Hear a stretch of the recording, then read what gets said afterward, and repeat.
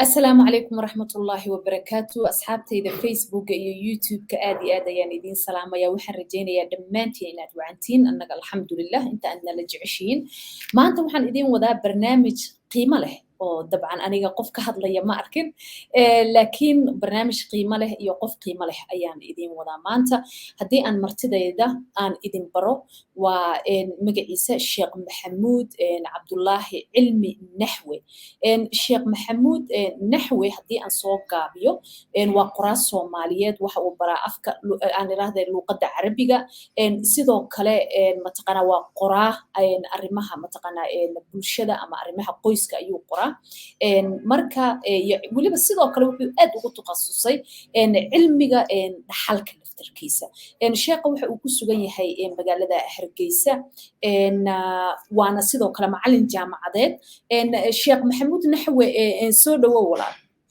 ودوي ولا سولوي صاحبه ودوي هذيك أصحاب كذا وسولوي إن شاء الله تعالى سلوا كلام بنسولوي ما شاء الله الشيخ horta aniga suwayb ahaan ma arkin iyadoo aad loo faahfaahinayo mowduucan ku saabsan dhaxalka oo aanan ahayn dadka marka ay isku qabsadaan xoolaha isku qabsadaan ama dhaxalka kale marka wax loo dhaxlayo kale inay wadaadada ay u tagaan bal taas ka sokow si kale oo aan ma arkin oo u arkay ma jirto marka su'aashayda ugu horeysa dabcan waxa ay tahay waa maxay cilmiga dhaxalka بسم الله الرحمن الرحيم الحمد لله رب العالمين الصلاة والسلام على رسول الله علم الحلك وعلم هرتا وحو كهدايا إلهي سبحانه وتعالى ددك إلا قد انتي قرابدودا قابك wax ku dhaxlanayaan waa cilmi ka sheekeynaya oo marka Ilaahay subhanahu wa ta'ala uu qof walba uu qofka laga dhintay qaraabadiisa ama abihi ama hooyadii ama ay dhimatay waa cilmiga uu garsooraya Ilaahayna subhanahu wa ta'ala lagu kala soocay weeyaan bal shaqo naxwa waxaad inoo sharaxdaa cilmigan in la barto ma sunna mise waa waajib بسم الله الرحمن الرحيم علم قال إلا برتو ولا وفرل وواجب سادراديد بالشوال أمام مقالة كستوى حكوا واجبة إن لها قف علم قال حلقة يقانا هديك له ويدنبابي أن تتكاس عدن سادراديد وواجب السنة معها بل مركا مهمة عينكي يقولوا لي هم مهمة دي سنتبه لأكتها مهمة علم قالوا لي هاي وعلمي آدي مهم علماء السير شجن وحنا إلى هذه المهمة دي سواها وقفلا إلهي سبحانه وتعالى قف والبوح قاضنا يوم إلهي بس سمدك سودتي حتى النبي محمد عليه الصلاة والسلام هي ملك جبريل يعد كلام لما أرنين أذوق الصاد دون تضدك أو قرصار أو الصاد دون توحس النبي محمد ولما أرنين إلهي بقى قف والبوح قاضنا يوم حقي سودتي سادرات علمية كلام نوح وكبد وياي وعلم الرب سبحانه وتعالى وسجى ستوسع عنه حتى ملك جبريل يعني محمد أنا أرن صاب دون تنك يا لطك إلهي بنا سودتي أنت أسر مهمتي سووا في العلم الولاد وحنا كم وأنا علمي جوهر إلى الوايد دون آخر الزمان كعلمت إلى الوايد دونه ودتك الوايد دونه سيد النبي بشكل صلى الله عليه وسلم marka ma jiraan aayado quraanka ku soo arooray oo looga hadlay cilmiga ها ويجران أيضا كشكينيا شن أيضا القرآن كمدا شن أيضا القرآن كمدا أيو الله سبحانه وتعالى وكسودتي آيات المواريث بالله هذا ورشن أيضا إلهي بان سبحانه سورة النساء يقولها لان قف البوح قادنا يلقى الله كشيء سبحانه وتعالى علماء كذب ويسيب البلاريين أحاديث تنبوي وشيء أحاديث فربنا بكسرتي علم النحلك يوم يمدس marka ma jiraan ka waran bal muslimiintu ma ku dadaalaan barashada cilmigan والله مسلمينتو laga soo bilaabo waqtigii nabiga sallallahu alayhi wasallam ila saxaabadii ila quruntii ka dambeysay qarni walba waxa jiray dad si gaar ah ihtimaamka u saara oo ugu dadaala ayaa jiray ila saxaabadii nabi maxamed sallallahu alayhi wasallam oo cilmigan aad ugu farado dhibnaa baa jiray marka muslimiintu qarni kasta inay ku dadaalaan waa la heli jiray qarni kasta cid ku dadaalaysa وانا علم نبي يقول بريء ونبي يقول برتا علمك تعلم الفرائض نبي يقول برتا نبي امر نقصين البرامج marka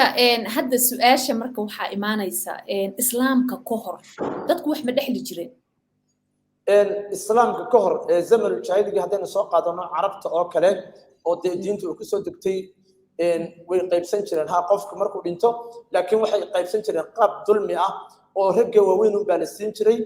gabdhaha iyo ilmaha yaryar waxba lama siin jirin inta waaweyn u baa qaybsan jirtay deetana islaamka cadaaladiisa markay timi ilmihii yaraa kii weynaa cid walba uu u garsooray islaamka marka laakiin islaamka ka hor qaabka dulmiga ayuu wax u qaybsan jiray marka su'aasha waxay iigu soo xigtay adiga ayaa sii daba dhigay islaamka ka hor gabdhaha ama dumarka iyo caruurta dhaxal ma la siin jiray marka waadba ka jawaabtay marka ma jiraan kitaabo mataqaanaa u gaar ah oo laga qoray arrintan dhaxalka ها وجران كتب بدن baa laga qoray kutub fara badan oo culimadii hore muslimiinta kun iyo dhowr ka boqol ee ka soo wareegtay hijradii nabiga ilaa qarnigii koowaad ilaa kii labaad qarni walba waxaad maqlaysaa kutub gaar ah oo laga qoray cilmiga faraa'idka ama dhaxalka ayaa jira oo u gaar ah halka kutubta kale fiqiga ay isku dhex jiraan maadadan muhiimadda ay leedahay daraadeed baa kutubo gaar ah lagu qoray oo takhasusaad baa lagu qaataa xitaa jaamacadeed oo lagu qaataa muhiimadda uu leeyahay cilmiga dartii marka kutubo lagu qoray way jiraan oo aad muhiim ah waxaad sheegtay islaamka inta uusan imaanin ka hor in mataqaanaa dadka carabta ay waaga xilligii jaahiliyadda in mataqaanaa caruurta iyo dumarkii dhaxal aysan siin jirin oo dadka waaweyn ay siin jireen marka maadaama islaamkii uu yimaado oo dhaxalkii dadkii dhanba loo wada furay muhiimad intee la eg ayay u leedahay ama diinta islaamka ay siisay dumarka iyo caruurta dhaxalkooda ما شاء الله runtii markuu islaamku yimi iyagoo gabdhuhu ooya oo ilmadu ay ka qubanayso oo ninkii dhintay aan ilmihiisa iyo gabdhihiisa waxba la siinin nabiga markii lagu soo dejiyay aayaadka sallallahu alayhi wasallam sida xadiis ku soo aroortay saciid ibn rabiic nin la oran jiray oo qaswatu uhud ku shahiiday oo gabadhiisii xaaskiisii uu ka tagay ayaa dabeetana gabadhaas laba gabdhood bay dhashay xaaskaasi labadii gabdhood ay dhashayba adeerkood baa xoolii qaatay kadib bay aayadkan soo degeen laga bilaabo xilligaas oo qaswatu uhud islaamku ihtimaam gaar ayuu siiyay waxaana nasiibka ugu badan dhaxalku wuxuu siiyaa gabdhaha ayaa u siyaaba inta badan ma qadaan dumarku laakiin ragga wax qado oo kale wax dhaxlo oo kale waxaad arkaysaa iyagoo marka qaarkood aan waxba dhaxlayn oo la xijaabayo baab xijaab baa jira laakiin gabdhaha wax dhaxla ma qadaan inta badan ihtimaam gaar ayuu islaamku siiyay gabdhaha iyo ilmaha yar صح marka dhaxalka dumarka uu islaamka siiyay intee buu la egyahay dhaxalka islaamku siiyay gabdhaha way kala duwan yihiin مثلا gabdhaha uu meyd ku dhalay oo kale haday mid qura tahay kala badh buu siiyay hadii laba gabdhood iyo ka badan uu qofka dhintay ka tago xoolihiisa dhifaar bay tiri saddex meelood laba meelood bi islaamku siiyay haday hooyada meydka tahay qayb gaar uu siiyay marka way kala duwan yihiin insha Allah ta'ala sida kutubo ka sheekayaan gabadh walba wax gaar ah walaalaha meydka xaq hooyo ka walaalihiin si gaar ah loo siiyay midab ayeeyada meydka oo kale si gaar ah u siiyay islaamku saas marka tabaqaad dadku kala yihiin laakiin gabdhaha oo dhan oo صح marka sheekh naxwe ma ku soo mareen adiga maadaama arintan aad ugu taxalluqdo mataqana oo xitaa muuqaalo badan aad ii soo dirtay adigoo dad wax kula dhaxlaya gabdho ma arkin aad wax u kala dhaxashay aad bay ii soo maraan wiigan dhexdiisa oo kaliya ayaa laga yaabaa inaan dhowr qolo wax u dhaxlay gabdhihii wax la siiyay marka in baka dadka reer magaalkii waxaad moodaa inay ka dhow yihiin dadka reer miyiga waa la siiyaa gabdhaha waxooda in badan bay ku soo martay intana hargeysa deganaa in badan baan gabdho wax siiyay bal ka waran anaga waa ogsoonahay dad islaam ayaynu nahay in dhaxal aynu ku leenahay aabaheen iyo mataqaanaa saygeennaba marka dadka kale dad waxaa jira aaminsan in diinta islaamka mataqaanaa dumarka ay xaglisay xagga dhaxalka iyo waxyaabo kale ay sheegaan bal ka waran maadaama adiga mawduucan aad ugu takhasustay oo aad garanayso maya xagga islaamka dumarka muuqa xaglinin sidaan kuu sheegay muhiimadda ugu weyn walaal iyagu siiyaa oo gabdhuhu intay qadaan way yar tahayba laakiin Soomaalideena oo kale hadda eegto ayaad arkaysaa gabdhaha ka xagliyay meelaha qaarkood oo aan gabdhaha wax siin jirin laakiin islaamku mar walba ihtimaamka gaarka ah ayuu siiyay taa macnaheedu ma hadii ay dadku wax siin waayaan inuu islaamka ka xagliyay islaamku si fiican buu siiyay dhaxalkooda oo adag asaasiyo siiyay laakiin dadka qaarkood waxa laga yaabaa inay ka xagliyaan xilligii صح marka xilligii rasuulka sallallahu alayhi wasallam asxaabada xilliga arintan ku takhasusay oo aad iyo aad ugu faradhudhnaa yaa kamid aha ma sha Allah waxa kamid ah saxaabada rag aad ugu takhasusay kulli ilaa 7 saxaabi baa la sheegaa ninka la yiraahdo nabi maxamed baa shahaadada siiyay zayd ibn saabit baa kamid aha umar ibn khattab baa kamid aha ali ibn abi talib baa kamid aha ibn abbas saxaabiga loo jiray baa kamid aha xagga gabdhaha Aisha kamid ah oo xaaska nabiga kaleey salaatu wasalaam kulli waa saxaabada aad ugu faradhudhnaa ayaan cilmigan dhaxalka waliba zayd thaabit ninka la oran jiray nabigu wuxuu sheegay inuu yahay ummada ninka ugu yaqaan cilmiga dhaxalka zayd ibn thaabit baa la oran jiray karaaniyadii nabigaanu ka bixay waxyiga qori jiray markay aayaadkii quraanka ku soo degaan nabiga cilmiga dhaxalkana raggood shahaadada u siiyay baa nabiga sallallahu alayhi wasallam inta badan aad bay u yartahay inaan aragno dadka mataqaana cilmiga dhaxalka barta waa faraku-tiris maka adag yahay cilmiyada kale ee dhanka shareecada wallahi cilmigan marka eegto marka hore uu yar adag yahay waayo because wuxuu leeyahay qayb lahada cilmi xisaab buu leeyahay xisaab iyo masalooyin badan iyo shuruudo isku laalaabmaya ayuu leeyahay marka dadka in badan ma fahmaan dad badan oo fahmaana way jiraan hadii loo jeexdo anigu tusaale ahaan markii aan eegay dadku inay fahmi laayihiin in badan baan baaray cilada ay dadku fahmi laayihiin dabeetana waxaan arkay wadaadada oo xisaabti dhigaynin saadaraadid baan sabuurad iyo warqadaha waaweyn aan isticmaalaa markaan dhigayo tijaabada intaan sameeyay waxaan arkay 99% dadkan u dhigaa way fahmaan ilaahay dinka marka waa cilmi adag hadii aan xisaabtiisa iyo wixiisa aan la isugu fadhiisan qof oo dadku inta ka cabanayaan oo qaarkood leeyihiin cidima ma fahmaysa ilaa dadka qaarkood problemka ugu weyn waxa weeyaan wadaadada qaarkood aan xisaabti garanaynin oo saddex faqadna aan garanayn wax ma dhaxli karayo sax marka culimada ka waran Soomaalida ayaga ma yihiin kuwa ma taqaanaa waqtigii hore iyo haddaba arrintan u soo jeeda ama barta wallahi bismillah culimada Soomaalidu runtii horta kitaabkan faraa'idku wuxuu ku dhex jiraa kutubta fiqiga ayuu ku dhex jiraa marka wadaadii hore akhriij ama aan isku daro kuwa hore iyo kuwa gadaal ba isku wada daro cilmigan dhaxalka cid si aad ugu sii tacamuqday way dul maraan oo way sheegaan rag ilaahay u furay waa jiraan laakiin 99 inta aan dhulka marayay waa yartahay waa faraku-tiris cidda runtii meesheeda dhigaysa waa dadka laakiin kutubta fiqiga ku jira way nin walba inuu ku fahansiyo ayuu kutubta ka akhri jiray oo mari jiray laakiin sida abwaabta kale ay akhriyaan oo kale ma arkaysid way yartahay cid badan oo akhriyaysa inaad aragto marka Soomaalida sidee bay wax u dhaxlaan Soomaalidu waxay wax u dhaxladaan runtii bariga hore kale iyo imaka kala duuno bariga hore oo kale midalan dhaxalku horta guud ahaan marka eegtaba bari hore iyo imaka 90% dadku waxba ma dhaxladaan qofkaas markuu wax dhaxlado waxa laga yaabaa 50 sano ka hor qaar dhintaban baan dhow dhaxlanin 50 sano ka hor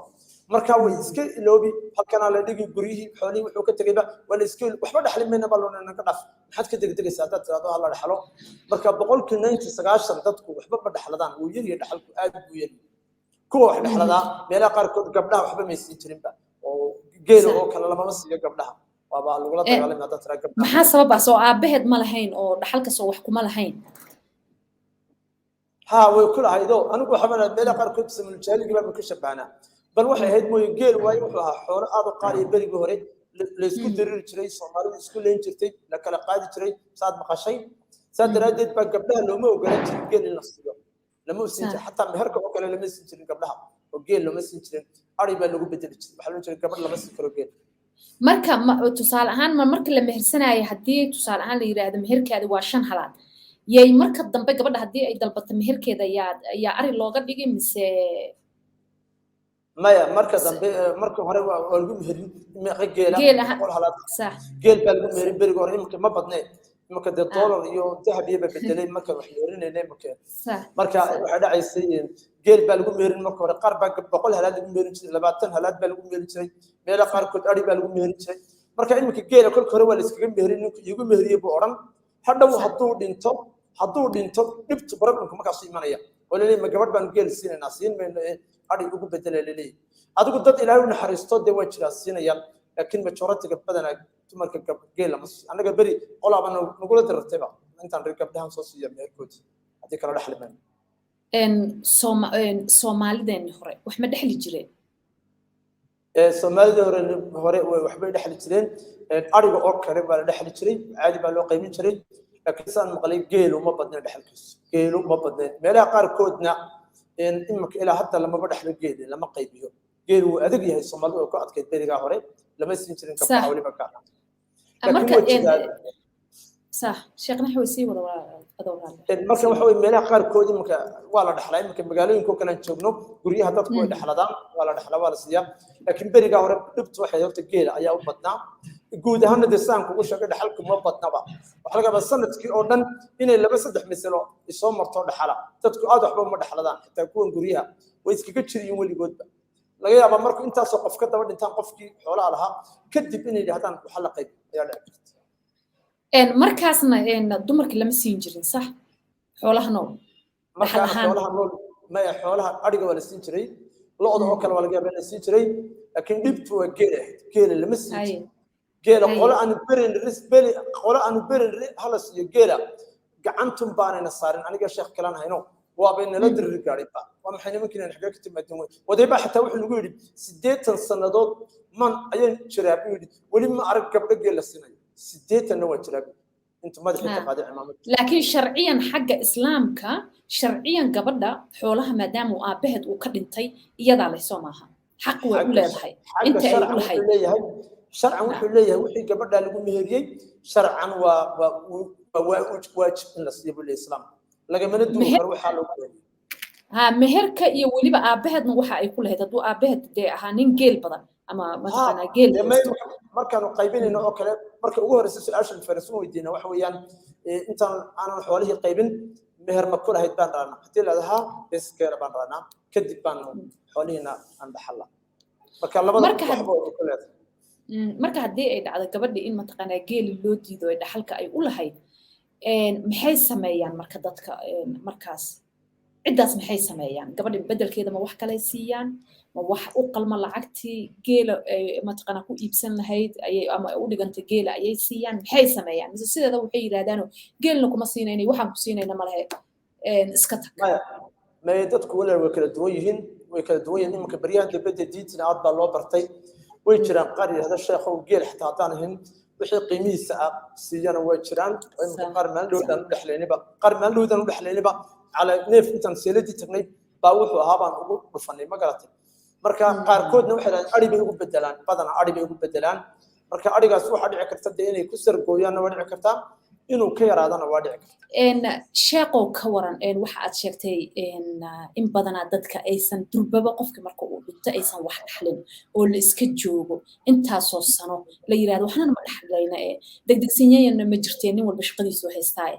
dhib ma laha la is yiraahdo laakiin dadkii haayay oo walaalaha kamid ah ay mataqana xoolihii ay isticmaalaan bal arintaas ka waran ma dhacdaa ma aragtay bal inoo yara faahfaahin way dhacdaa arintaas way dhacdaa marka qofku dhinto waliba hadii ari oo kale uu yahay way iska cunaan inamada waaweyn oo kale ku guursan inamada waaweyn baa ku guursanayo oo waxa laga yaabaa ninka tagay 400 oo neef in arigii oo dhan ay dhameystaan kulba mid si ugu guursanayo marka arigu waa meelaha ugu dulmiga badan ee marka qofku dhinto iska baxaba waana iska dekaash oo kale marka uu iska baabiyo ama dacwada cuni ama nin baa isticmaali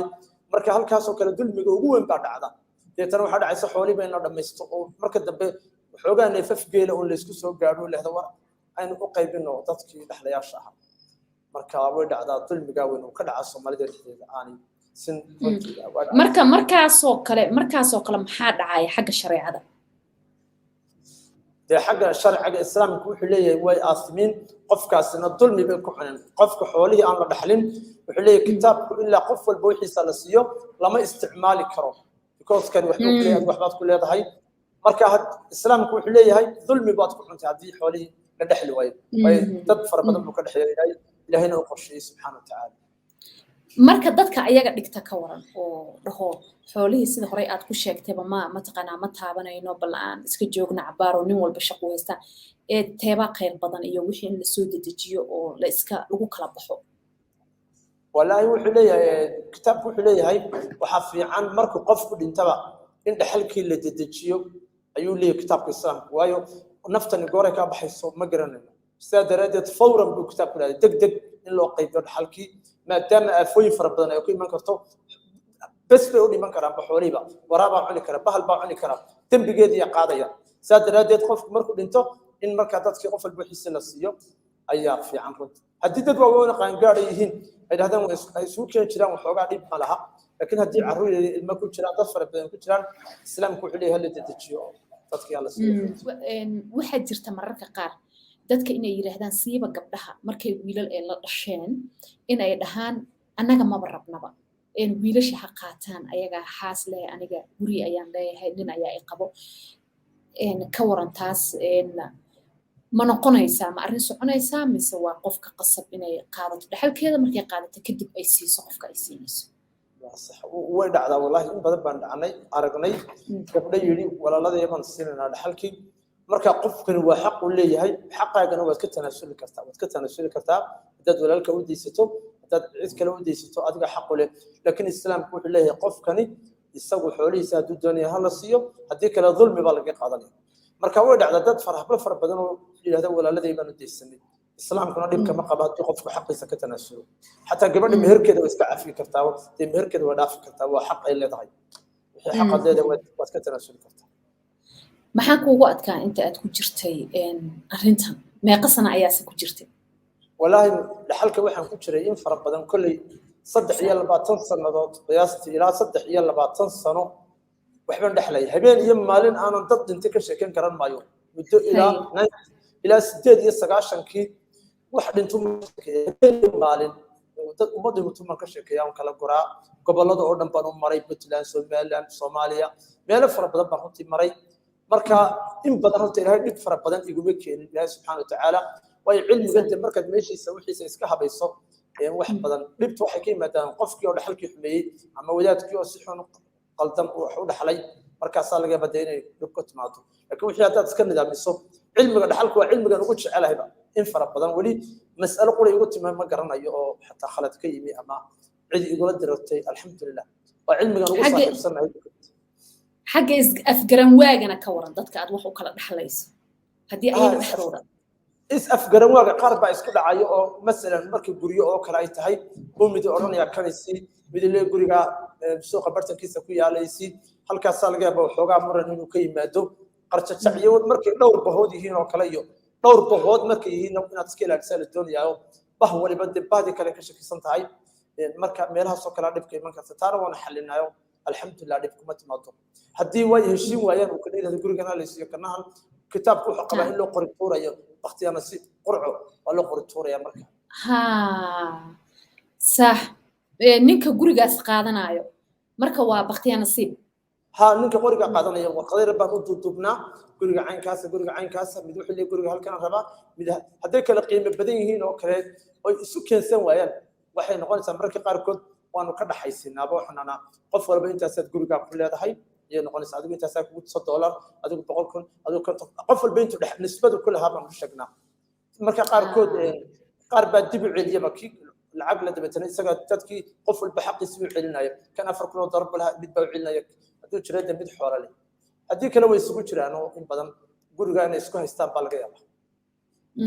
ma jiraan dad wax loo kala dhaxlo haddana idinku soo laabtay ama idinka u kala dhaxla ama dad kale ha u kala dhaxlaane marka dambe dad wax loo dhaxlo tami waayse ha way jiraan waxa jira mesela aan garanaya qole aan bari wax u dhaxlo kale dabeetana horta qofku marka xoolaha lagu dhinto xoolahan laga dhintay badana waxa keena qofka hadaanu ku dhididin aanu ku shaqaysanin wuxuu qaadaa waxba uma arkayo uu ku ciyaaraya gabdho iyo wiilal bari aan wax u dhaxlay waxaan garanayaa wiilashii baa dabeetana bakharadii ba qaatayba gabdhiyo ooyaya noo yimi anaga qarooranaya anagu kulkii waa tan dhaxalay baan ku dhig sharciga islaamka marka maxkamadda la tagaan ku andana waa caynkaas ay isqabsaday marka kulka hore waxaan ka qorto kalsooni baan ka qornaa marka cidii isqabsata intaan warqadda u dhiibno ayaan maxkamadda la aado dawladda wax ka qabanaysa